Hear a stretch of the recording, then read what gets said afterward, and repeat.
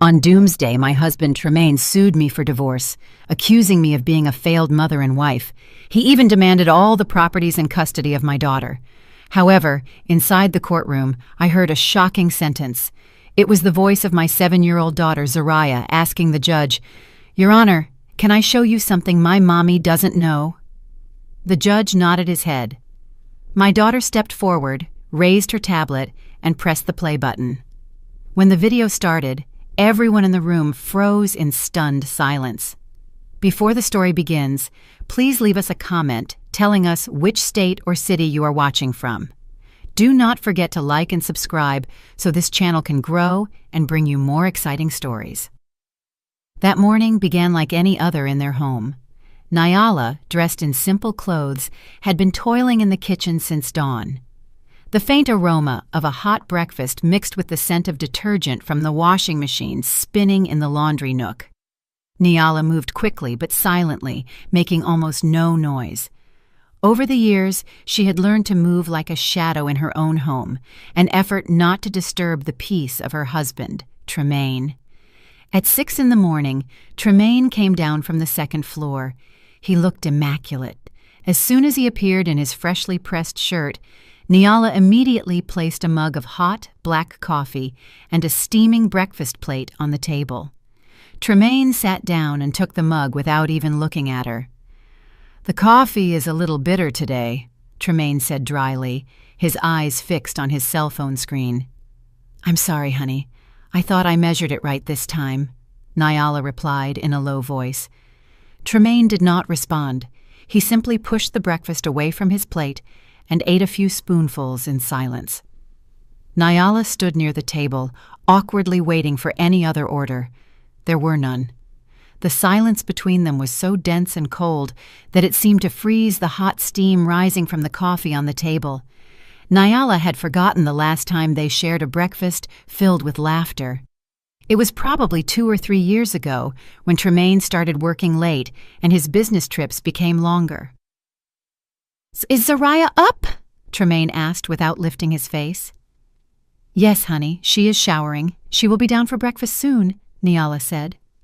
Sure enough, shortly after, the small sound of footsteps came down the stairs.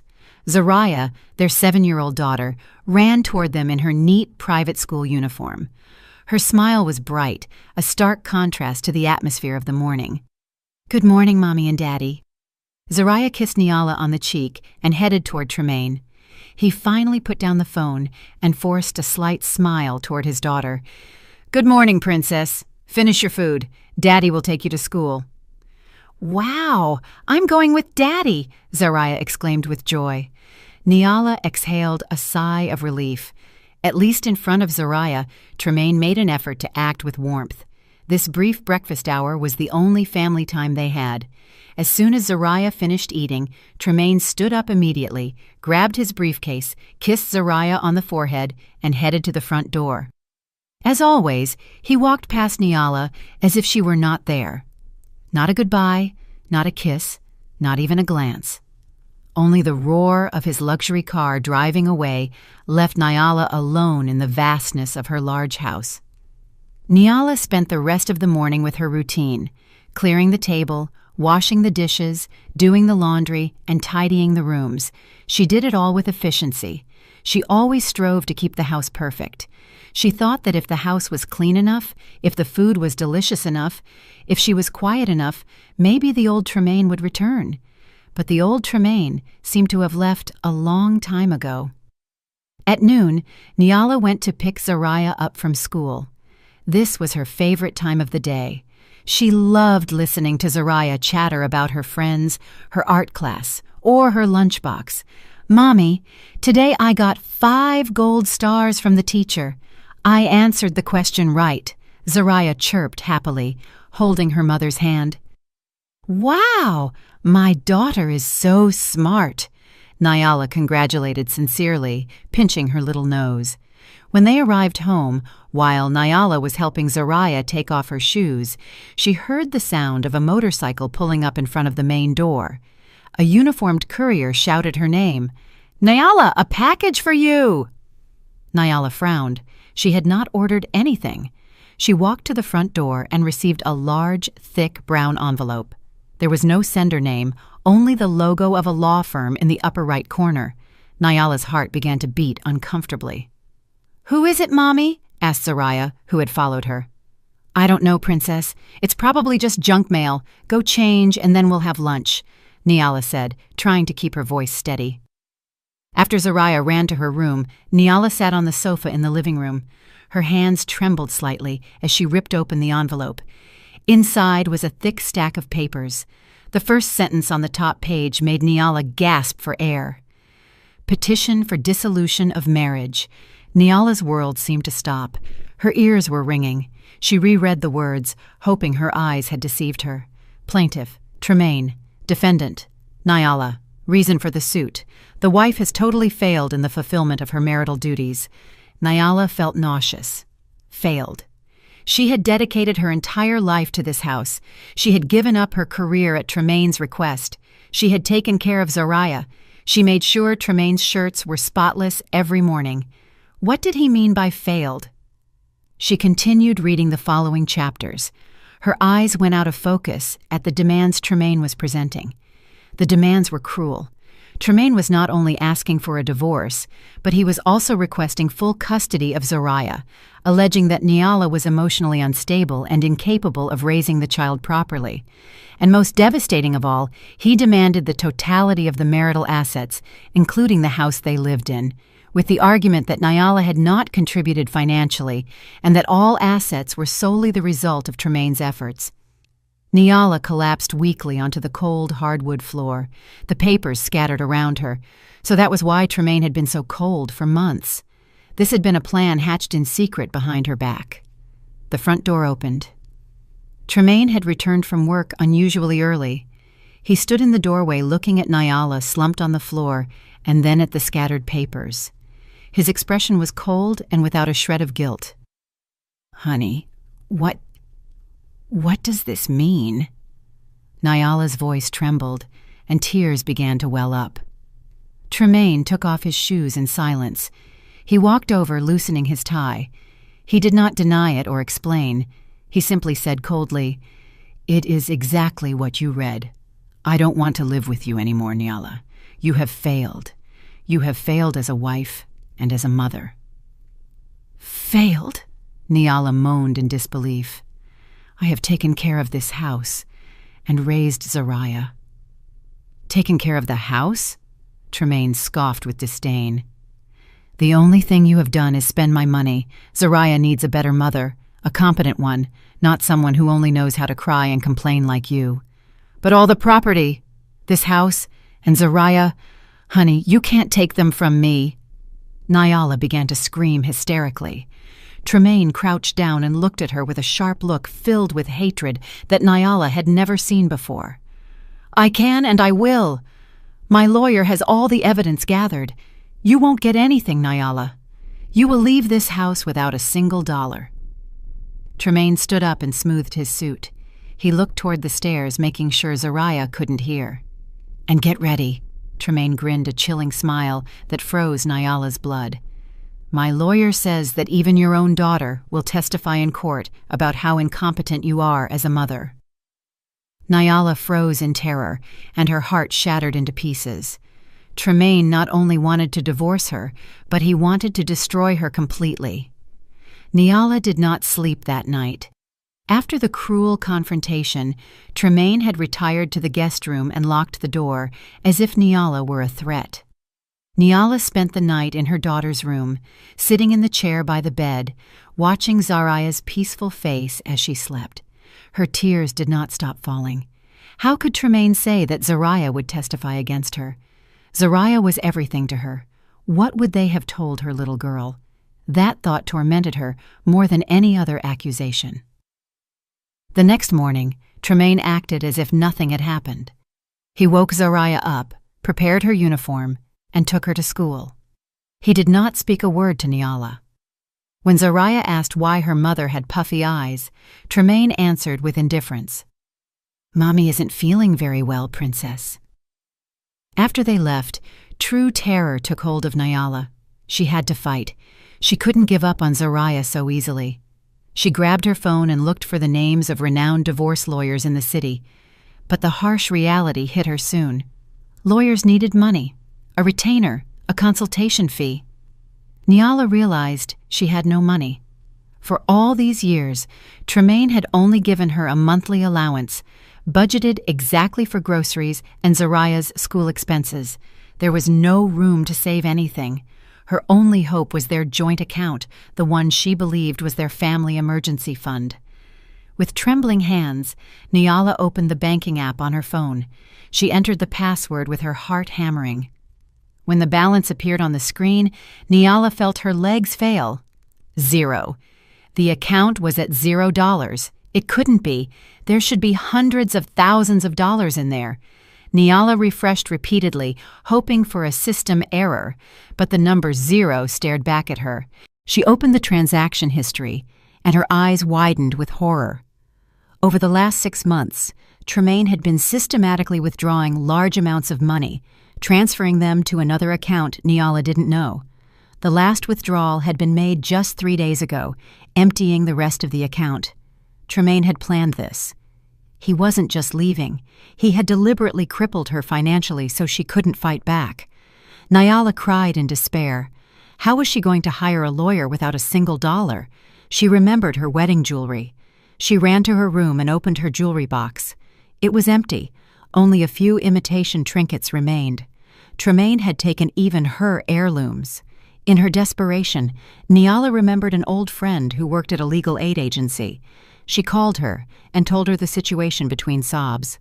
Her friend felt pity but couldn't do much, except give her a name. "His name is Attorney Abernathy," her friend said. "He has a small office on the second floor of an old strip mall. He isn't an expensive lawyer, but he is honest and dedicated. Go see him. Explain your situation. Maybe he can help you." Nyala had no other choice. With the little cash she had left in her purse, she hailed a cab and went to the address her friend gave her. Attorney Abernathy's office was exactly as her friend had described, small, modest, and located on the second floor of an old building with peeling paint. Attorney Abernathy was a middle-aged black man with thick glasses and a calm demeanor. He listened patiently to Nyala's story without interrupting, only nodding occasionally and taking notes. When Nyala finished, Attorney Abernathy exhaled a long sigh. "Nyala, this is going to be an uphill battle," he said in a low voice. "Your husband has prepared all of this very thoroughly.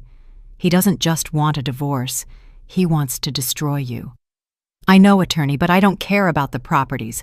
I just want Zariah. Please help me. I don't have money now, but I will pay you. I will pay you in installments. I will do anything," Nyala pleaded desperately. Attorney Abernathy looked at her for a moment. "Let's leave the money issue for later, Nyala. What is important now is that we have to move fast. This lawsuit has already been filed. We have to prepare a response immediately." Attorney Abernathy asked Nyala to wait. He left the room and returned a few minutes later with a folder full of photocopies. They were the lawsuit documents filed by Tremaine's side. "Your husband's lawyer is Attorney Cromwell. He is known for being sharp and not hesitating to use dirty tactics," Attorney Abernathy said firmly. "Let's see what evidence they have presented." Nyala nodded.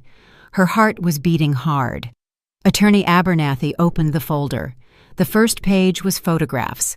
Nyala went into shock seeing photos of the interior of her house, photos of dirty dishes piled in the kitchen, photos of the living room cluttered with toys, photos of dirty clothes piled in the laundry basket.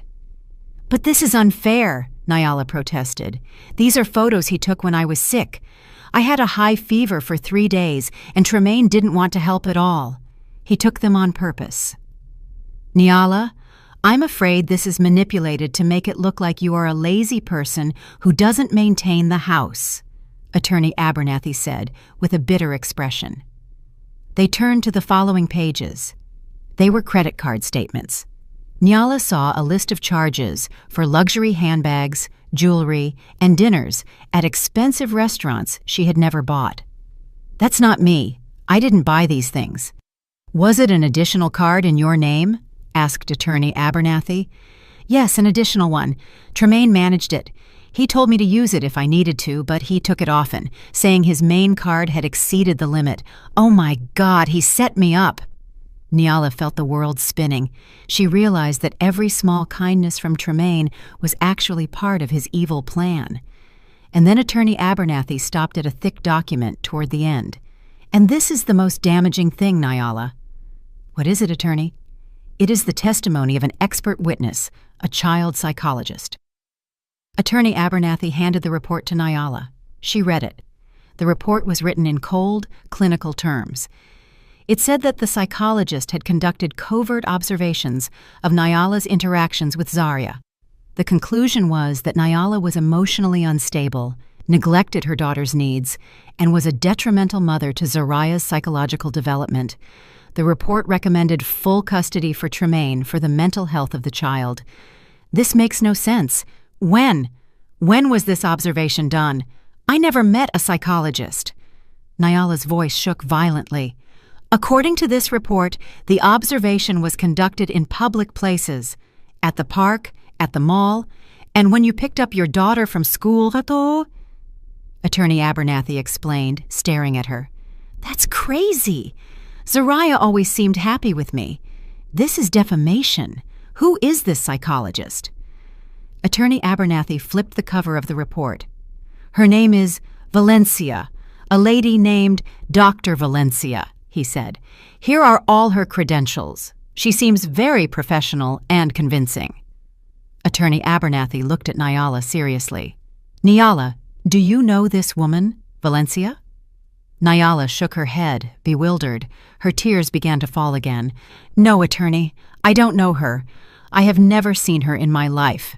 The reality of living under the same roof with the man who planned to destroy her was a silent hell.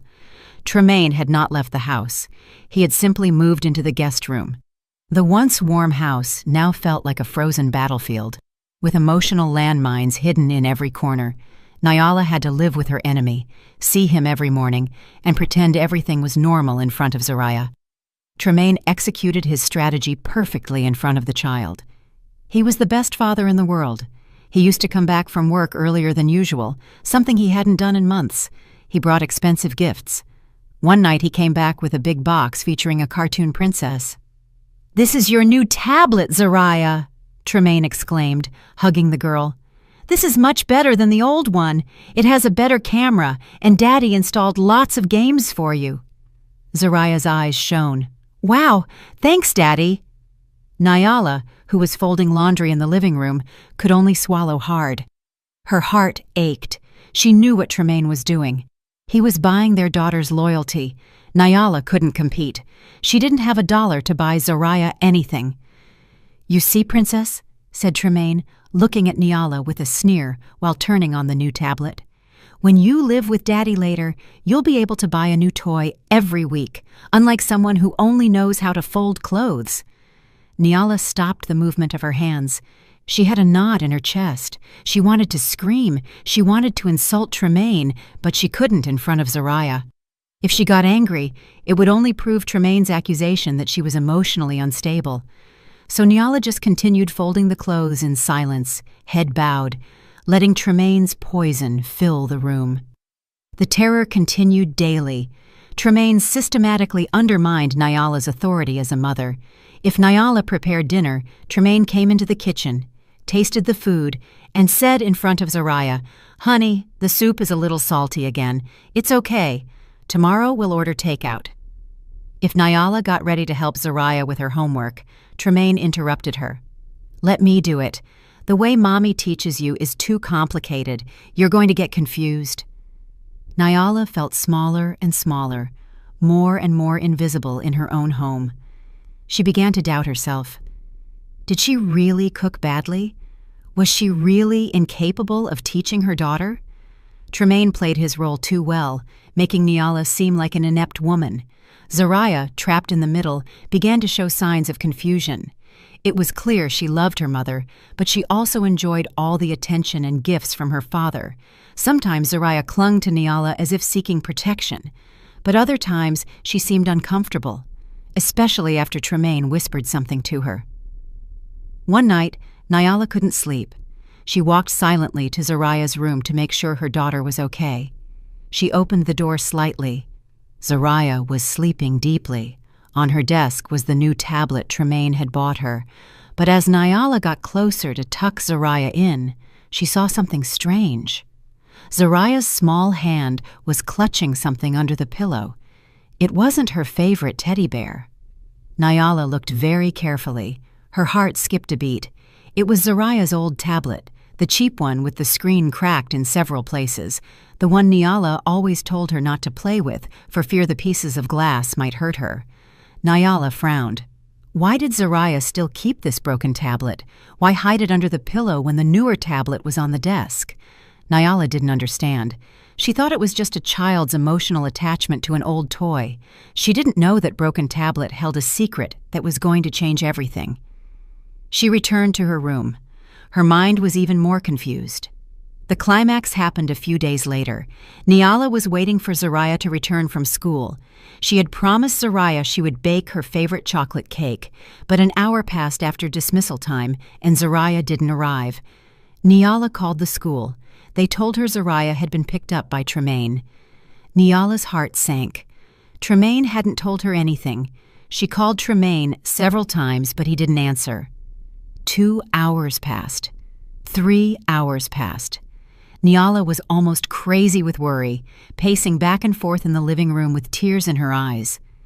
It wasn't until 9 at night that she heard Tremaine's car.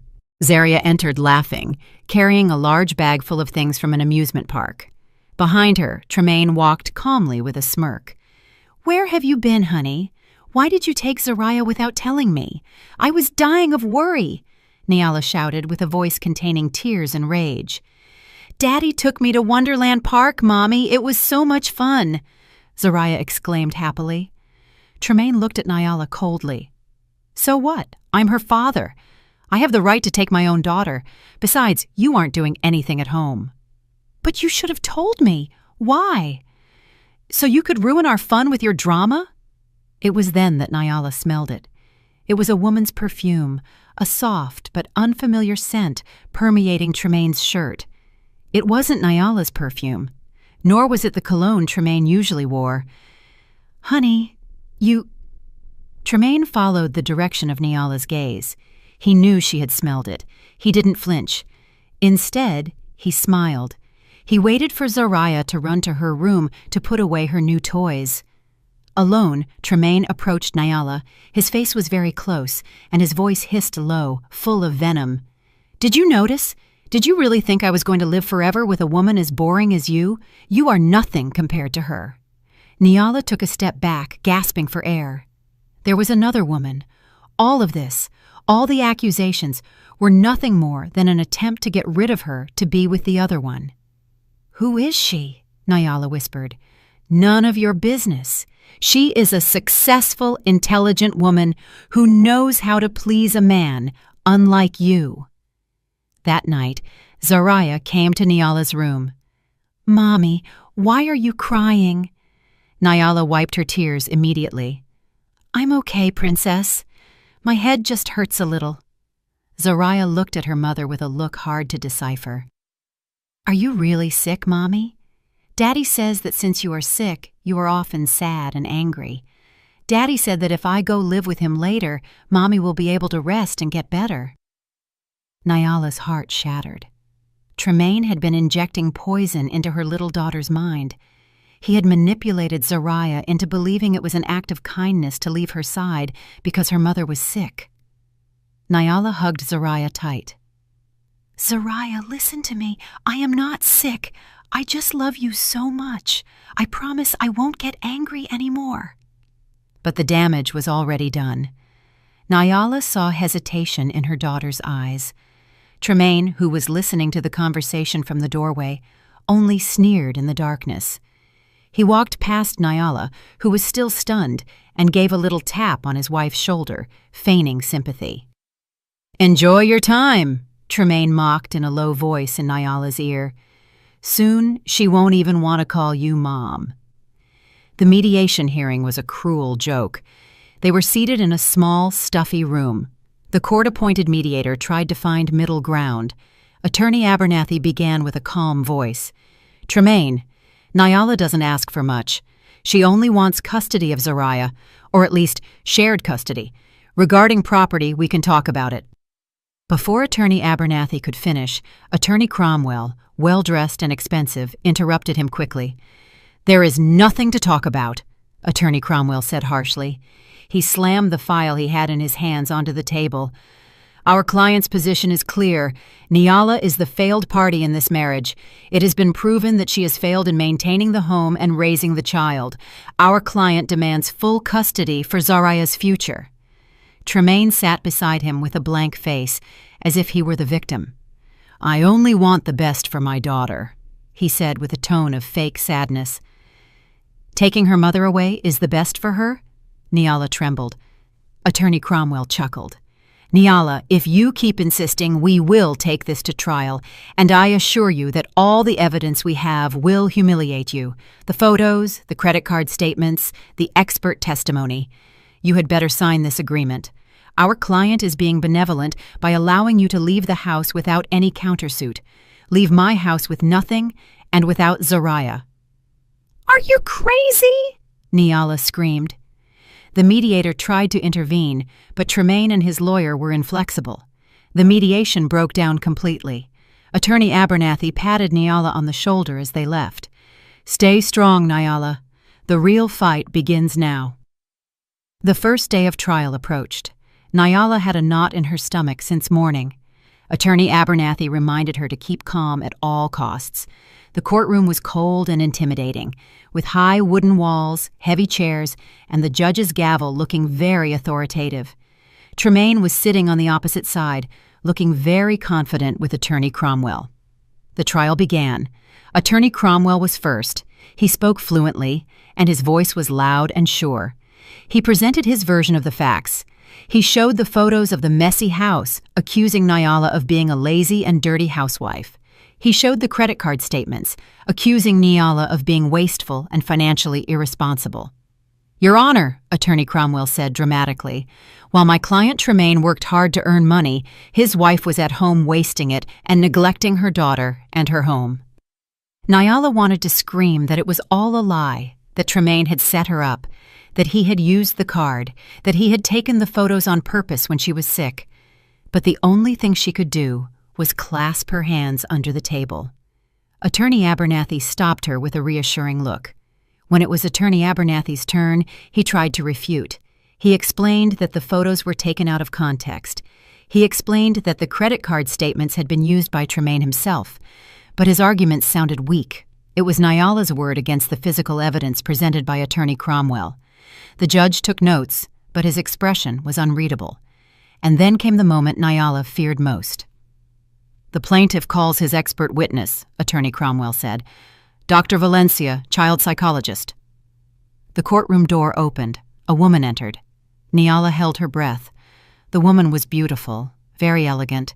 She had her hair pulled back neatly, wore a professional blazer, and walked with a confident stride. She didn't look like an evil woman at all. She looked convincing.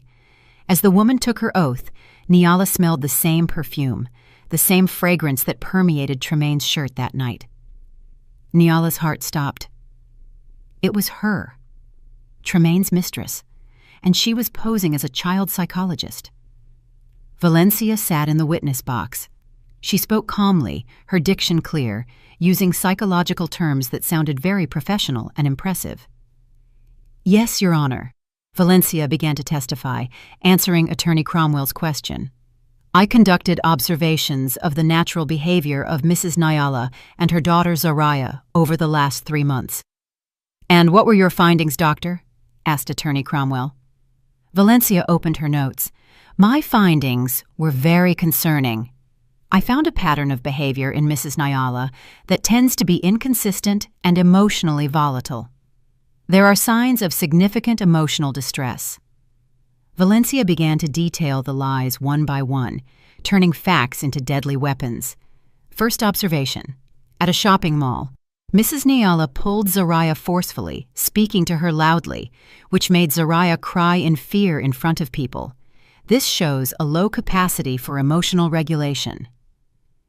Nyala closed her eyes. She remembered that day. Zariah had almost thrown herself toward the wrong escalator, and Nyala had shouted and pulled Zariah back in shock. "Zariah, be careful!" She wasn't angry. She was terrified that Zariah would get hurt. But Valencia had turned it into verbal abuse. "Second observation, in a park," Valencia continued. Mrs. Nyla seemed to be more absorbed in her phone, ignoring Zariah, who was playing alone. When Zariah fell, Mrs. Nyla didn't notice immediately. When she did, her reaction was exaggerated and tended toward hysteria, which further traumatized Zariah about the fall. Another lie.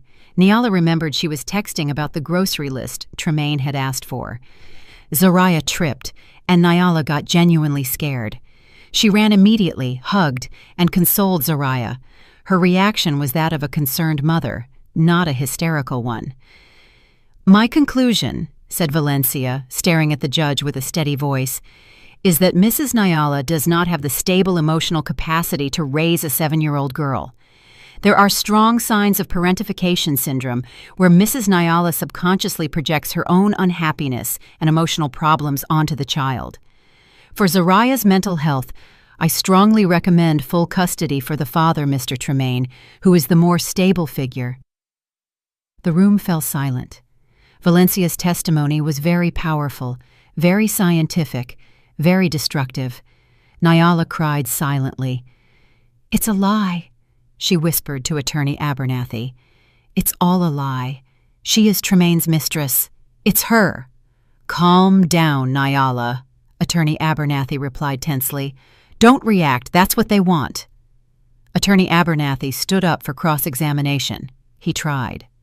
"Dr. Valencia, are you sure you can make such a serious diagnosis based solely on distance observations?"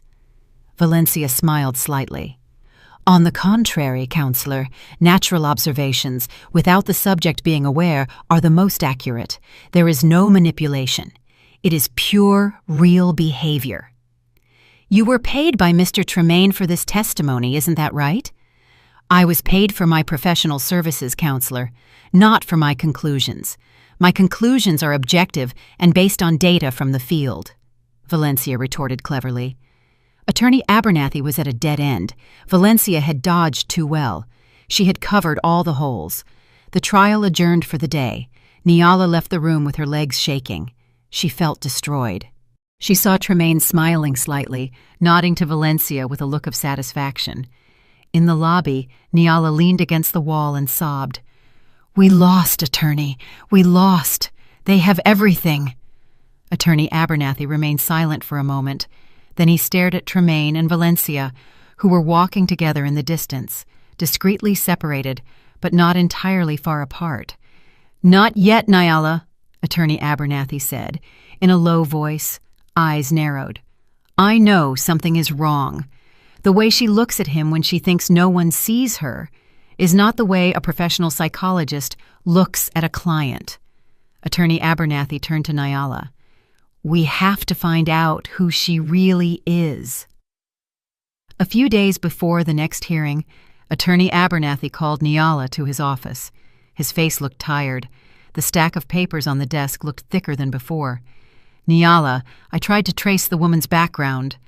Attorney Abernathy was blunt. "The result is different from what we expected." Nyala's heart raced. "What do you mean, attorney?" "Her credentials are clean, too clean," sighed Attorney Abernathy, rubbing the bridge of his nose. "She is registered with the Psychological Association. She has a registered practice clinic. All the documentation is perfect. Either she is a real psychologist that Tremaine hired to lie for money, or Tremaine forged this entire identity very cleanly. The truth is, we cannot attack her by accusing her of being a fake psychologist. The court would dismiss our claim immediately." The brief hope Nyala had held vanished instantly. "So we can't prove she's lying?" "No, we simply can't prove she isn't a psychologist. The only way is to refute her testimony, and that means you have to testify, Nyala." Attorney Abernathy looked at Nyala seriously. "You have to tell your whole side of the story, about the photos, about the credit cards, about Tremaine's behavior, and most importantly, you must not get emotionally upset. Attorney Cromwell will definitely try to provoke you. He will want you to look hysterical in front of the judge, exactly as Valencia described you. Nyala nodded silently. I will do it, attorney. I will try. The day arrived. It was Nyala's turn to sit on the witness stand. After being sworn in, Attorney Abernathy began with gentle questions, guiding Nyala to tell of her life as a housewife. Nyala explained in a voice attempting to remain as calm as possible. She spoke of how she left her job to focus on caring for Zaraya, explained her routine from dawn until late at night. About the photos of the messy house, Nyala, can you explain the context? Asked Attorney Abernathy. Yes, attorney. Those photos were taken by Tremaine about 2 months ago. I was severely ill with a high fever for 3 days. At that time, I could barely get out of bed. I asked Tremaine to take care of the household, but he said he was too busy with work, so the house got very messy. I didn't have the energy to clean, Nyala explained. And about the credit card statements? It was an additional card in my name, but Tremaine had it more frequently. He said his main card often reached the limit with business matters. I believed him. I never bought those luxury bags, nor that jewelry. I didn't know about those charges until I saw them in the lawsuit documents. Nyala said everything with honesty. She saw some in the gallery begin to whisper. Some looked at her with sympathy, but the judge remained silent. His face was unreadable. Then came Attorney Cromwell's turn.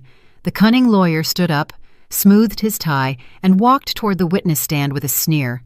Nyala, he began in a sickly sweet tone. So you mean to say that your husband, Mr. Tremaine, who works hard and brings money home, set you up on purpose? Is that it? Nyala stammered. I didn't say that. I just said what happened. But that sounds... The husband takes photos of the dirty house. The husband uses the credit card. Everything is the husband's fault. It seems that you are not to blame for anything. Are you perfect? Of course not. I'm not perfect, but I'm not a failure. Not a failure? Attorney Cromwell scoffed with disdain.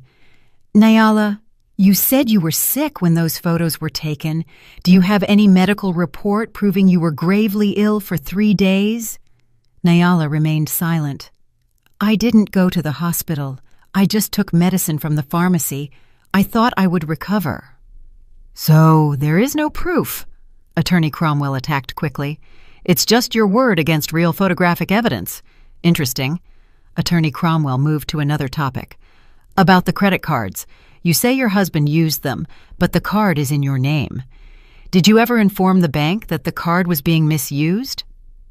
No. Did you ever reprimand your husband? No. You said nothing. Doesn't this prove you are negligent and financially irresponsible? Or does it mean you approved all the purchases? I trusted him. He was my husband. Nyala's voice rose. Blind trust, snapped Attorney Cromwell. A trust that ruined the family finances. And now you blame your husband. I am not blaming. Enough. Attorney Cromwell raised his hand, returned to his table, and picked up a large printed photo. He held it up for the judge and everyone to see. Your Honor, I request permission to present Exhibit P12. Nyala's eyes widened with horror. It was a photo of her in her bedroom, a few weeks before the divorce papers arrived, hair disheveled, crying and screaming. Mrs. Nyla, can you explain this photo? Asked Attorney Cromwell with a triumphant tone.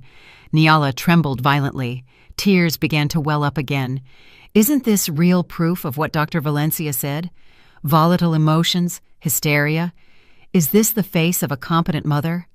You don't understand, Nyala wailed.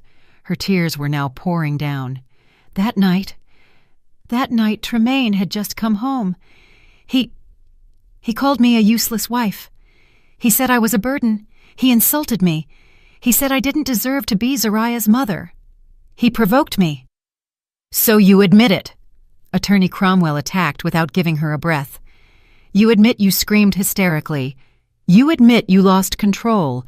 You are emotionally volatile, exactly as Dr. Valencia described, right? No! Shouted Nyala. She stood up from her chair. He set me up. He took the photo of me in secret after hurting me. He is a devil. He is—" "Enough!" The judge's gavel struck hard. "Witness, calm down. Sit down," Nyala sobbed. Her shoulders shook. She slumped back into her chair. Destroyed. Everything destroyed. She had behaved exactly as Tremaine and Attorney Cromwell wanted. She looked hysterical. She looked unstable. She looked the image of the failed mother they had fabricated. She looked toward Tremaine's side. The man had his head bowed, making a fake grimace of sadness, as if he were hurt by his wife's instability. Attorney Cromwell smiled smugly. The judge shook his head slowly. His expression was clear. He had already taken a side. That day's trial ended with total destruction for Nyala's side. Attorney Abernathy tried to console her as they left, but Nyala felt numb. "It's over, Attorney," she whispered weakly. That night was the longest of her life. The sentencing hearing was going to be the next day. Nyala knew she was going to lose. She was going to lose Zariah. She went into Zariah's room. Her daughter was already asleep. Tremaine was not home, probably celebrating his victory with Valencia in advance. Nyala sat at the foot of the bed, stroking her daughter's hair. Her tears fell silently onto Zariah's cheek, and the girl stirred a little. "Mommy." Zariah opened her eyes, half asleep. "Shh. Go back to sleep, princess," whispered Nyala, her voice hoarse from crying. She hugged her daughter tight, maybe the last hug as a full mother. "I want you to know, whatever happens tomorrow, Mommy loves you very much, always." Sensing her mother's sadness, Zariah hugged her back tightly. "I love you too, Mommy." Nyala undid the hug slowly. It was then she saw it again. The corner of the old cracked tablet was sticking out from under Zariah's pillow. Zariah was clutching it tightly, even while sleeping. Nyala couldn't understand why Zariah was so obsessed with that broken object, but that night she was too destroyed to think deeper about it. She simply kissed her daughter on the forehead and left to face the end of her world. The courtroom was colder than usual. The morning air was heavy and suffocating. Nyala sat rigidly in her chair, eyes puffy and empty. She hadn't slept all night. Beside her, Attorney Abernathy stared ahead with a somber expression. He knew he had done everything possible, but like Nyala, they faced a giant wall. The atmosphere on the opposite side of the room was very different.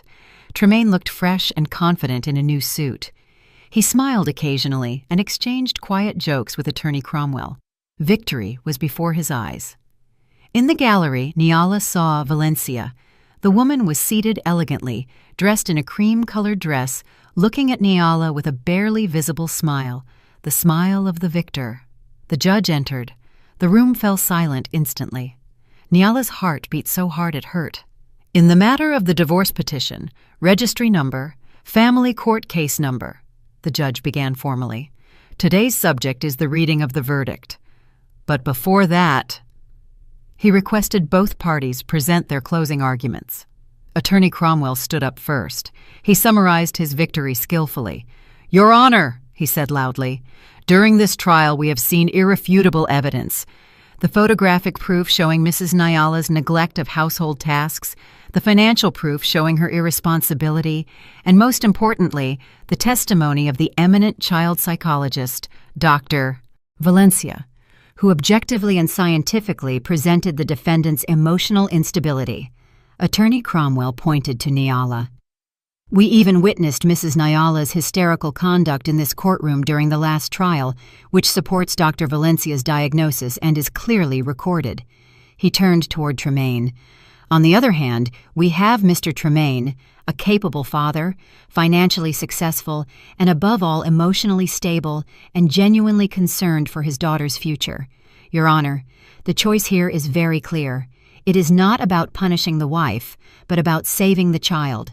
For Zariah's best interest, I beg you to grant full custody to our client, Mr. Tremaine, and approve his request for division of assets." Attorney Cromwell sat down with a smug smile. Now it was Attorney Abernathy's turn.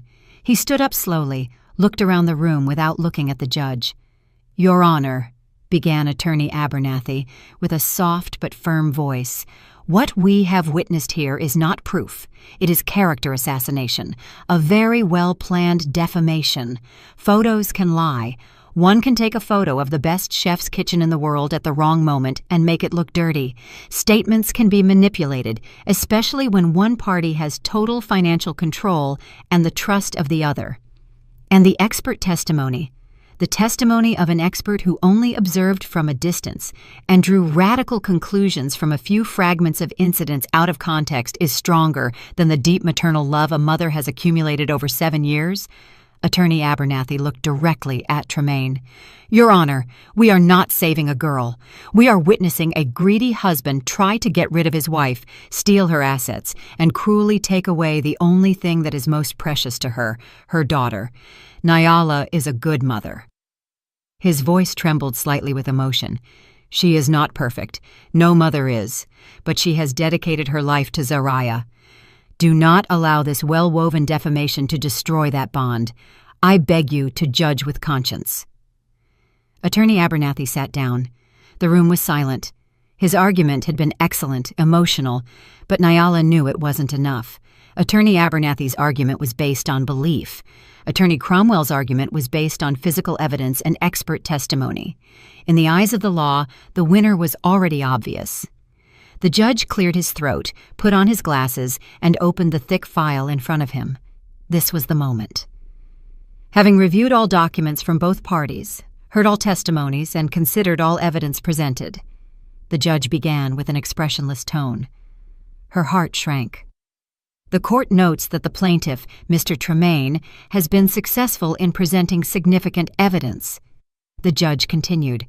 Nyala lowered her head and closed her eyes. "First, the visual evidence, that is, the photographs demonstrated the negligence of the defendant, Mrs. Nyala, in household management. Second, the financial evidence demonstrated a considerable spending imbalance on the credit card in the defendant's name." Every sentence was a knife cut.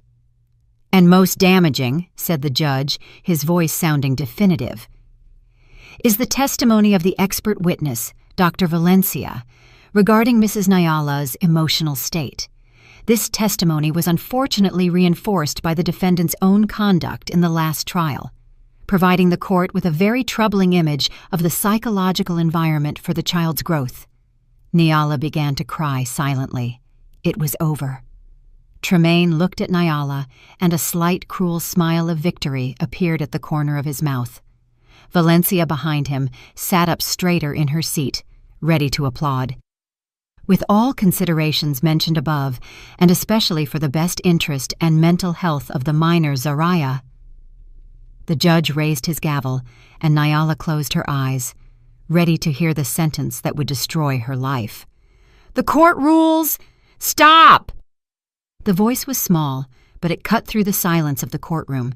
It was sharp and clear. Everyone turned their heads in unison toward the source of the voice. In the slightly open door at the back of the room stood Zariah. She was alone, still in her school uniform. Obviously, she had snuck in. Tremaine's face went from arrogance to shock and pallor. "Zariah, what are you doing here? Get out of here!" he shouted in panic. "Guard! Zariah!" "Sit down, Princess," Tremaine tried again with a tense voice, but Zariah didn't move. She walked into the courtroom. The sound of her small steps echoed on the marble floor. She didn't look at her mother, who was astonished with her mouth open. She didn't look at her father, who was furious. She looked directly at the judge. The room, which had been silent awaiting the sentence, was now frozen. The gavel, which was about to fall, stopped in midair. The judge's eyes widened, looking at the little girl in the doorway. Nyala turned around, feeling her heart fall out of her chest. "Zariah?" she whispered in disbelief. What was her daughter doing here? Who had brought her? Tremaine's reaction was the fastest. His face, a moment before full of arrogance and triumph, was now pale and bloodless. There was pure terror in his eyes. "Zariah!" he yelled. His voice rose without the disguise of calm. "What are you doing here? Get out of here. This isn't a playground. Guard, how can a child enter?"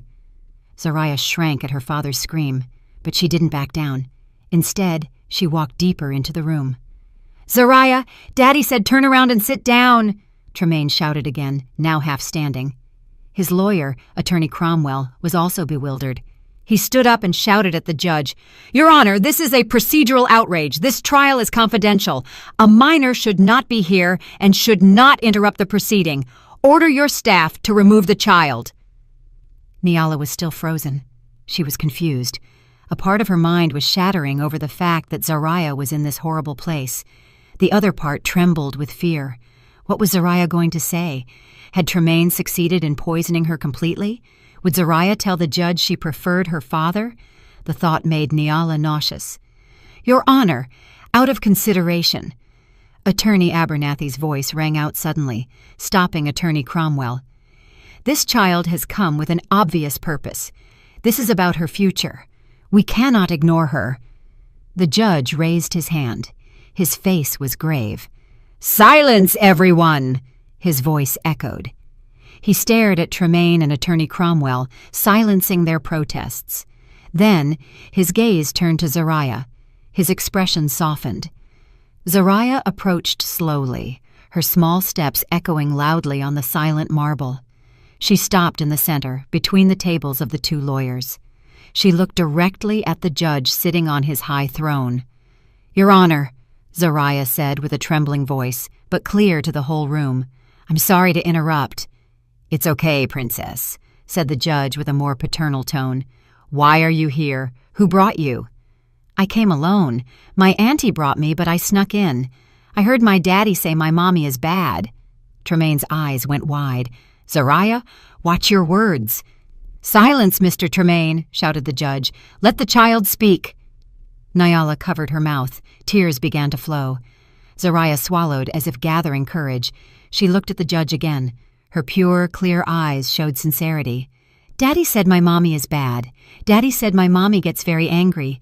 Daddy said my mommy can't take care of me," she continued, her voice shaking slightly. Nyala closed her eyes. This was the end. Zariah was going to repeat all of Tremaine's lies, but a sentence made Nyala open her eyes.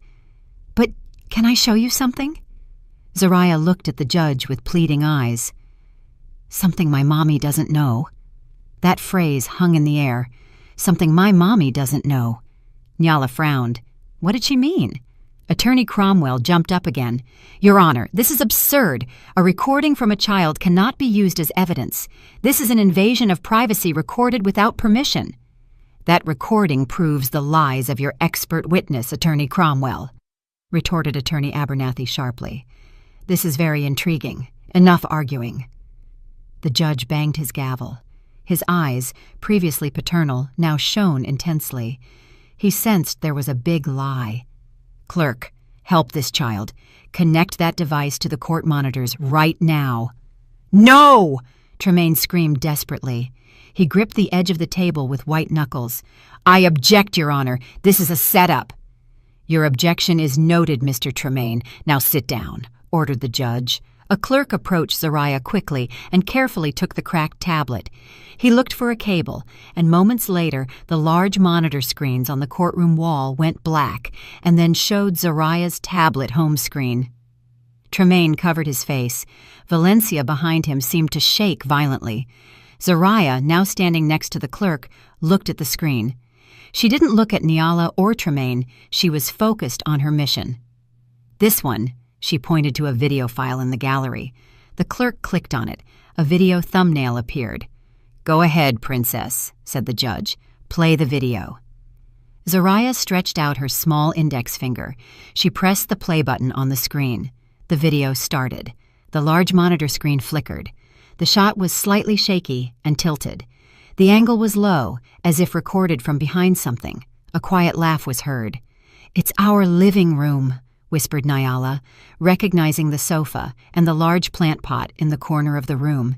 The video seemed to have been taken from behind that pot where Zariah often hid while playing hide-and-seek. And then 2 figures entered the recorded shot.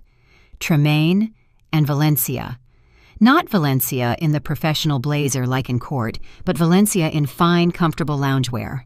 Her hair was down. Tremaine entered laughing and immediately hugged Valencia from behind, kissing her on the neck. "Oh my God!" A muffled exclamation was heard throughout the room in unison. Nyala froze with her breath caught in her throat. So the perfume, her suspicions, everything was true. The woman who gave false testimony to ruin her was the same one sleeping with her husband in her house. On the other side, Attorney Cromwell stared at the monitor with his mouth open. He turned to Tremaine with a look of horror, as if saying, "You never told me this." In the gallery, Valencia lowered her head, trying to hide her face. And then the voices of the figures in the video were heard clearly in the silence of the courtroom. Valencia's voice. "Are you sure your plan will work? Your wife is so stupid."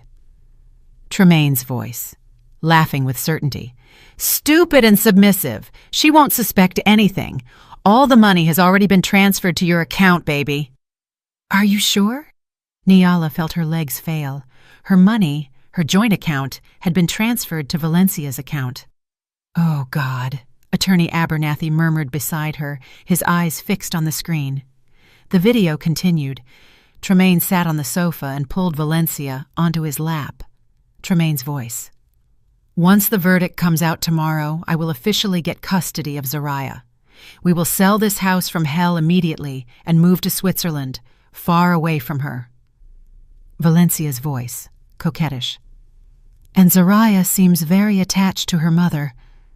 This was the part that hurt Nyala the most. She held her breath, waiting for Tremaine's answer. Tremaine's voice, disdainful. "Oh, the kid is easy to handle. Just give her a new tablet, and she'll forget her mother. You will be her new mother, a smarter, more successful, and much sexier mother." Tremaine kissed Valencia passionately in the video. "Enough! Turn it off!"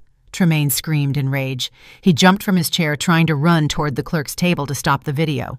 "Officers, restrain him!" shouted the judge with anger. The 2 security guards guarding the door moved immediately. They overpowered Tremaine before he could advance, bending his arms behind his back. Tremaine twisted like an animal in a trap. "Let me go! It's not true! It's manipulated!" Tremaine screamed desperately. "Silence him!" ordered the judge. "Continue the video. I want to see it to the end."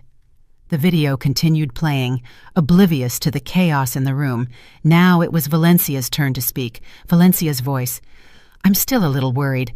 What about my testimony as a psychologist? What if Nyala's lawyer refutes it with his observations?" Tremaine's voice, laughing again. "I already prepared. I recorded her last week when she cried hysterically. Remember? I will provoke her again at the trial. I will insult her until she explodes. She will scream and cry in front of the judge." Nyala sobbed. She remembered her testimony, the photo, her screams. He set her up. Tremaine's voice. "Once she gets hysterical, your testimony will seem perfect.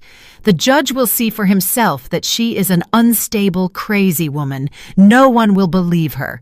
They will believe Dr. Valencia, the professional." The video finally showed Tremaine and Valencia toasting with wine glasses, laughing. The video ended. The screen went black. The room remained silent for a few seconds. The only thing heard was Nyala's sobbing and Tremaine's panting breath under the guard's control. Everyone in the room, the judge, the clerks, the gallery, and even Attorney Cromwell, stared at the black screen with horror. They had just witnessed a very well-planned evil conspiracy: fraud, perjury, money laundering, and manipulation of the court. In the gallery, some people began to turn their heads looking for Valencia. "There she is! It's the woman!" someone shouted. Valencia realized she was completely exposed. In panic, she jumped from her seat and ran toward the back exit. Zariah, the little heroine who had been watching the video that just played, turned her head. She didn't look at Tremaine, who was subdued. She looked at her mother. Her pure eyes met Nyala's, which were filled with tears. The judge, face red with rage, raised his gavel high. He didn't drop it in silence. He banged it hard on the desk. "Silence, everyone! The court resumes. Officers, close all exits. No one leaves. Arrest that woman, Dr. Valencia." Immediately, the room fell into controlled chaos. The bang of the furious judge's gavel was both an order and a release of the tension that had frozen everyone. The two security guards who had just subdued Tremaine now dragged him to a chair. Tremaine wasn't screaming anymore. He was simply gasping. His eyes were frantic, and his expensive suit was soaked in sweat. He knew it was over. At the back door, another commotion occurred. Valencia, in panic, couldn't open the large door the judge had just ordered closed. She pulled the handle and pushed in vain. A female officer intercepted her quickly. Valencia collapsed on the floor. Her professional mask had completely fallen. She was no longer the calm and convincing psychologist. She was just a scared woman crying hysterically. Exactly the image she had used in the photos to frame Nayala. Karma had arrived too fast and with cruelty. "Bring her here," ordered the judge with a cold and unforgiving voice. The officers dragged the sobbing Valencia to the front and sat her in the witness stand, which now felt like the defendant's bench. Across the room, Tremaine's lawyer, Attorney Cromwell, looked like a melting wax doll. His face was pale, and his tie was crooked. He no longer looked at the judge. He looked at the stack of papers piled in front of him without an answer. His career and reputation had been destroyed in an instant by a video from a child's broken tablet. He knew he was implicated. He might not have known about the affair, but he knew about the manipulated photo evidence and the testimony prepared to frame Nayala. Nayala herself was still sitting. She watched the scene before her eyes like it was a movie. Her sobs had calmed down, replaced by a frozen shock. Beside her, Attorney Abernathy gave her a gentle pat on the back, but his eyes stared fixedly at the judge, ready for the final blow. Zariah stood silently next to the clerk. She was the center of calm in the storm. She only watched her mother as if making sure she was okay. The judge took a deep breath and smoothed his robe. He looked at Tremaine, at Valencia, and then at Attorney Cromwell. "Mr. Tremaine," began the judge with a quiet but terrifying voice, "that video is the property of your daughter and was recorded in your own home. Do you still want to insist that it is manipulated?" Tremaine raised his head, his face empty. She set me up," he muttered. It was a last, pathetic attempt. "That woman, Valencia, planned everything. She seduced me." Hearing this, Valencia screamed immediately. "Liar! You told me to do it. You told me you would marry me. You told me you would transfer all the money to my account. I did all this for you." "Silence!" The judge banged his gavel again. "Both are the same. Your confessions have already been recorded in the court record." The judge turned to Valencia. "Ms. Valencia, you sat on this stand under oath and gave false testimony. You used your professional credentials to destroy a mother's life and aid in a crime. You not only violated your code of ethics, but you committed perjury before this court." The judge looked at Attorney Cromwell. "And Attorney Cromwell, did you know or should you have suspected that the evidence you presented, including this testimony, was false? You tried to provoke the witness in the last trial to fit your client's false narrative. You have disgraced this profession. I will have the Ethics Committee revoke your law license." Attorney Cromwell bowed his head, unable to say anything. Finally, the judge looked at Tremaine. His gaze was so piercing, it seemed to flay the man alive. "Mr. Tremaine, you entered this courtroom demanding justice. You accused your wife of failure, accused her of instability, demanded her assets, and most heinous of all, demanded to separate a child from her mother." The judge lifted Tremaine's lawsuit file and held it up. "Let's review your lawsuit. First, the accusation that the wife failed and neglected the home, proven false. The video just demonstrated that you conspired to defame her." The judge threw a sheet from the file to the floor. "Second, the accusation that the wife was financially irresponsible and wasteful. Proven false. The video is a confession that you stole money from your joint account and transferred it to your mistress's account. This isn't just defamation, it is theft." He threw the second sheet. "Third, the accusation that the wife was emotionally unstable, backed by false expert testimony. proven as a blatant scheme. The video proves you conspired to provoke your wife, record her in secret, and use it to deceive this court. He threw the third sheet. Your entire lawsuit, the judge's voice rose, is a pile of garbage based on lies, greed, and adultery. The court dismisses entirely the divorce petition presented by Mr. Tremaine. The gavel struck hard, but the judge wasn't finished. He looked at Attorney Abernathy and Nyala. The court will not stop here. Based on this new, irrefutable evidence, the court rules to protect the victim. 1. The judge raised a finger. Full custody of the minor Zariah is granted unconditionally to her biological mother, Mrs. Nyala. Nyala gasped. The tears now flowing were of relief. She looked at Zariah. 2, continued the judge. Mr. Tremaine's divorce suit has been dismissed.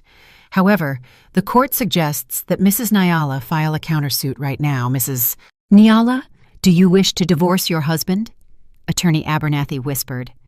Nyala, with a trembling but firm voice, looked directly at Tremaine, who was now defeated with his head bowed. Yes, Your Honor, I demand a divorce right now. Good, exclaimed the judge. The court grants the divorce to Mrs. Nyala on the grounds of adultery and fraud by the husband. Full custody to Mrs. Nyala. 3. The judge stood up now. All assets in the name of Mr. Tremaine and Ms. Valencia will be frozen immediately. The court orders a full investigation to trace all funds stolen from Mrs. Nyala. The house currently occupied is declared total property of Mrs. Nyala and Zariah. And 4. The judge's voice now resonated throughout the room. Based on the video evidence and the confessions in this room, I order the immediate arrest of Mr. Tremaine and Ms. Valencia for multiple criminal offenses, including conspiracy to commit fraud, perjury, domestic theft, and tampering with evidence in a court of law. Take them away. The security guards immediately handcuffed Tremaine. The man who had entered that morning with arrogance was now taken out with his head bowed. He walked past Nyala. He didn't dare look his wife in the eye. Valencia was also handcuffed. Her screams dried up, leaving only a puffy and messy face. She was dragged away. Her career and her freedom were gone. Nyala was still sitting, trembling. Attorney Abernathy smiled from ear to ear. We won, Nyala. We won. Nyala couldn't speak. She simply stood up and walked slowly toward the center of the room. Zariah ran toward her. Nyala knelt and hugged her daughter tightly, as if hugging her savior. She cried on her small shoulders, not tears of sadness, but tears of a mother saved by her little heroine. The aftermath of Judgment Day spread like wildfire. The story of the broken tablet made headlines everywhere. The story of the greedy husband, the fake psychologist, and the 7-year-old heroine dominated local news for weeks. The first few weeks were a blur for Nyala and Zariah. Attorney Abernathy took care of everything. By order of the judge, all of Tremaine and Valencia's assets were frozen. The investigation proved that Tremaine had transferred nearly $1 million to Valencia's account over the last year. All the money was seized and returned to Nyala's new account. The big, cold house was now officially Nyala's. But Nyala couldn't stay there anymore. Too many bad memories, too many shadows of Tremaine and Valencia in every corner. With Attorney Abernathy's consent, Nyala sold the house. The proceeds from the sale were more than enough to start a new life. The punishment for the villains was swift and severe.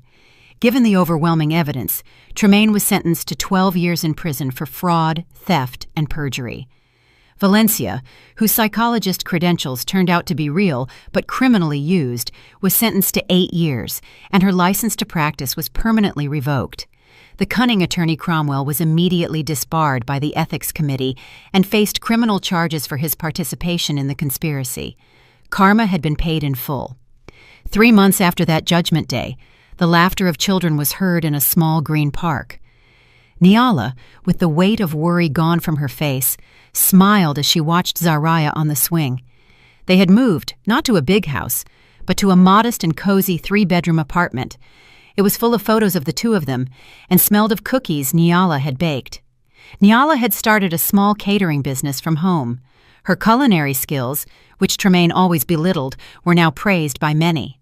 Orders were coming in. She was busy and tired, but happy. She was independent. "Mommy, look!" Zariah ran toward Nyala, who was sitting on a park bench. Her hands were dirty with soil.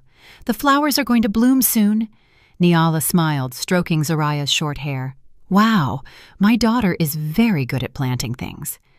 They sat side by side for a while, enjoying the afternoon sun. There was a question Nyala hadn't had the chance to ask calmly. "Princess," began Nyala softly, "can I ask you something?" "What, Mommy?" Zariah looked at her with clear eyes. "The video on the old tablet. Why? Why did you record it?" Zariah was silent for a moment, as if remembering. "Because I didn't like Auntie Valencia." "Why didn't you like her?" "Auntie Valencia pretended to be nice, smiled at Mommy, and talked to you at the mall. But when Mommy went to the bathroom, she told Daddy, 'Your wife takes too long.' And in the park, too. She saw me, but she told Daddy that Mommy wasn't watching me. But Mommy was watching me." Nyala was amazed. Her little daughter was a sharp observer. "And that night," continued Zariah, "Daddy said he was working late, but I heard his car come back. I wanted to show Daddy my new drawing. But when I went down, I saw Daddy come in with Auntie Valencia. Daddy hugged her right away. I got scared, so I hid behind the flower pot. So I recorded there. Yes, I used the old tablet to record. I remembered Mommy said that if there are bad people, there must be proof. And I had the old tablet with me." Nyala's heart warmed. She had forgotten she had said that. "But, Princess," asked Nyala again. This was the most important question. "Why didn't you tell Mommy? Why did you keep it a secret?" Zariah interrupted herself in a low voice. "Daddy said Mommy shouldn't know." Nyala frowned. "Daddy told you that?" "Yes, in the video Daddy told Auntie Valencia, 'My wife is stupid. She won't know.' Zariah thought it was a big secret because Daddy said Mommy shouldn't know, so I kept it. I didn't want Daddy to get mad if Mommy found out." It was the pure logic of a child. She had aggravated her father's crime, but she had kept it secret because her own father had told her her mother shouldn't know. "So why did you show it in court?" "Because the judge was going to take Zariah away from Mommy. Daddy said Mommy was bad, and Auntie Valencia also said Mommy was bad, and that's not true." Zariah had tears in her eyes. "I don't want to be separated from Mommy. Mommy isn't bad. Mommy is the best mom. So I had to show the judge that Daddy and Auntie Valencia are the bad ones." Nyala couldn't hold back anymore. She hugged Zariah tightly. She cried tears of joy. For all this time, she had suffered Tremaine's accusations that she was a failed mother. She had doubted herself, felt destroyed. But before her was the strongest proof that she hadn't failed. She had raised an incredible daughter, a pure, sharp girl who could distinguish truth from falsehood. A brave girl with the courage to act alone to protect her mother. A girl with a pure sense of justice. "Thank you, Princess," whispered Nyala into her daughter's hair. "Thank you for saving me." Zariah hugged her. "I love you, Mommy." "I love you too, Zariah." Nyala undid the hug and looked at her daughter's bright face. Finally, she understood. She had never failed. She had just been raising a heroine. And now, both were free for a new beginning. Did you like the story, and which city are you listening from? Let's meet in the comments. If you like the story, you can support me by sending a super thanks so I can keep bringing more stories like this. Thank you so much for your sweet support. I'm looking forward to your comments on the story. On the screen, you can see 2 new life stories that I highly recommend. There's so much more on my channel. Don't forget to subscribe. See you in the next life story. With love and respect. I'd really appreciate your support. Please subscribe and leave a comment. May God bless you.